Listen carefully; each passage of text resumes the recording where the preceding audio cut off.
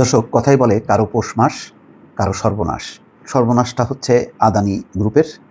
গৌতম আদানি ভারতের শীর্ষ ধনী, বর্তমানে মহাবিপাকের মধ্যে আছে। যুক্তরাষ্ট্রের একটি আদালত তার বিরুদ্ধে ঘুষ এবং জালিয়াতির দায়ে গ্রেপ্তারি পরোয়ানা জারি করেছে এবং তার জেরে কেনিয়ায় $300 কোটি, $300 কোটিরও বেশি দুটি চুক্তি তারা বাতিল করেছে।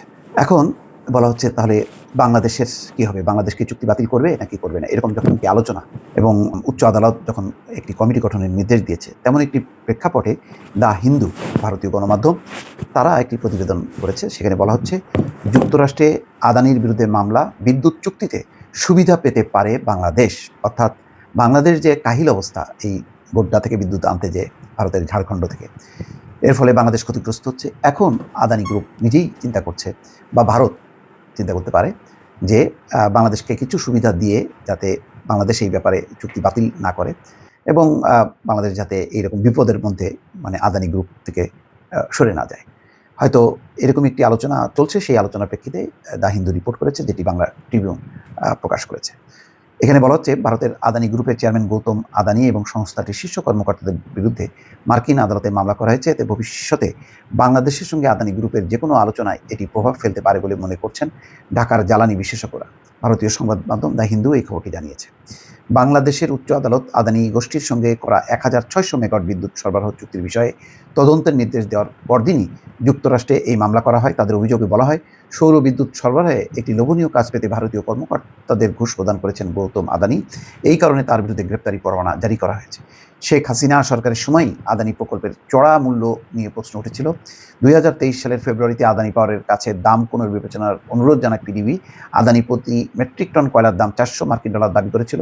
পিডিবি জানায়, তারা অন্য কয়লাভিত্তিক বিদ্যুৎ কেন্দ্রের জন্য জনপ্রতি $250 কমে কয়লা কিনছে। এর ফলে ইতিমধ্যেই তারা 3000 কোটি টাকা নিয়ে গেছে বাড়তি।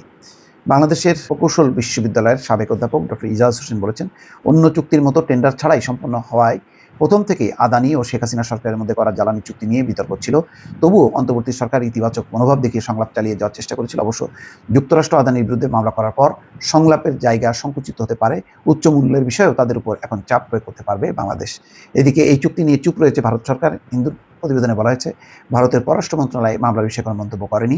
তবে সংশ্লিষ্ট কর্মকর্তারা জানিয়েছেন, দুই দেশের সরকারের মধ্যে হওয়া G2G চুক্তির অধীনে বিদ্যুৎ সরবরাহে কোনো হস্তক্ষেপ করেনি দিল্লি। একেবারে বাধ্য না হলে তাদের এই অবস্থানে পরিবর্তন হবে না বলেই ধারণা করা যাচ্ছে। আদানি গ্রুপের প্রতিষ্ঠান আদানি পাওয়ার লিমিটেড ঝাড়খণ্ডের 800 megawatt ultra super critical thermal power unit থেকে বাংলাদেশে বিদ্যুৎ সরবরাহ শুরু করে 2023 সালের এপ্রিল থেকে। বাংলাদেশে দ্রুত বর্ধনশীল জ্বালানি বাজারের চাহিদা পূরণের লক্ষ্যে এই প্রকল্প গ্রহণ করা হয়। ডক্টর ইজাজ হোসেন বলেন, শুরুতে তাদের প্রস্তাব বেশ আকর্ষণীয় মনে হয়েছিল, কারণ তারা অস্ট্রেলিয়া এবং ইন্দোনেশিয়া থেকে কয়লা এনে বাংলাদেশের চাহিদা পূরণের প্রতিশ্রুতি দিয়েছিল। তিনি বলেন, বাংলাদেশে ব্যাপক পরিসরে কয়লা আমদানির জন্য গভীর সমুদ্র বন্দর নেই, তাই আদানির প্রস্তাব তখন যৌক্তিক মনে হয়েছিল। তবে সমালোচকদের দাবি, আদানি ভারতে সরকারি ভর্তুকি পেলেও সেই সুবিধা বাংলাদেশ পর্যন্ত পৌঁছায়নি। শেখ হাসিনা পতনের পর আদানির সঙ্গে করা চুক্তিসহ বেশ কিছু জ্বালানি প্রকল্প সমালোচনার মধ্যে পড়ে। বিশেষত কয়লাভিত্তিক বিদ্যুৎ প্রকল্পগুলো নতুন করে পর্যবেক্ষণের আওতায় আসে। বিশিষ্ট অর্থনীতিবিদ দেবপ্রিয় ভট্টাচার্যের নেতৃত্বে গঠিত একটি বিশেষ কমিটি এই চুক্তিগুলোর তদন্ত শুরু করেছে। তবে জনগণের নেতিবাচক প্রতিক্রিয়ার মধ্যে অন্তর্বর্তী সরকার আদানি পাওয়ারের সাথে সংলাপ চালিয়ে গেছে। বিদ্যুৎ সরবরাহ বন্ধের হুমকির পর সরকার 1450 কোটি রুপি পাওনা পরিশোধের প্রতিশ্রুতি দেয়। এতে বিদ্যুৎ সরবরাহ অব্যাহত থাকে। ঢাকার উচ্চ আদালত সম্প্রতি আদানি চুক্তির বিষয়ে উচ্চ পর্যায়ে তদন্তের নির্দেশ দিয়েছে। এতে পুরো চুক্তিটি পুনর্বিবেচনার একটি নতুন সুযোগ তৈরি হয়েছে। যাই হোক, বিষয়টি বোঝা যাচ্ছে যে এখন যেহেতু আদানি গ্রুপ চাপে পড়েছে এবং তাদের জালিয়াতি, ঘুষ, এই বিষয়গুলো যুক্তরাষ্ট্রের আদালতে প্রমাণিত হয়েছে, এখন বাংলাদেশ এই দর কষাকষি করে এই চুক্তি বাতিল করা, বা যেটি হওয়া উচিত, এই যে $250 পার মেট্রিক টন যে কয়লা, সেই বিষয়টি হয়তো তারা পুনর্বহাল করতে পারে। অর্থাৎ চুক্তি পুনর্মূল্যায়ন, বা নতুন করে আবার চুক্তি করা, পুনর্মূল্যায়ন করা, পুনর্বিন্যাস করা, অথবা চুক্তি বাতিল করা, এই বিষয়ে বাংলাদেশ এখন যে আন্তর্জাতিক প্রেক্ষাপট তৈরি হয়েছে তাতে একটি সুবিধাজনক অবস্থায় আছে। দর্শক, ভালো থাকবেন। আল্লাহ হাফেজ।